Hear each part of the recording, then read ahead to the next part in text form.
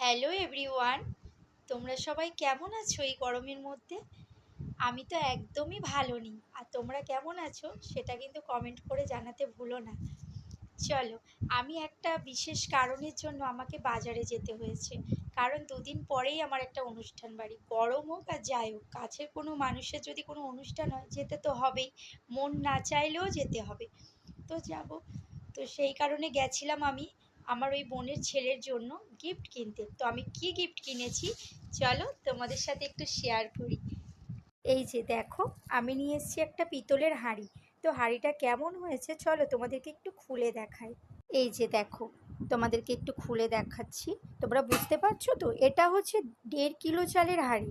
তো কেমন হয়েছে দেখো হাঁড়িটা। আর এই যে যেমন হাঁড়ি তেমন তার সরা।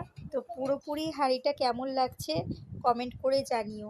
আর এখন তো জানোই, রূপো দিয়েও মন ভরানো যাবে না, আর সোনার যা দাম বেড়েছে ধারে কাছেও যেতে পারবো না।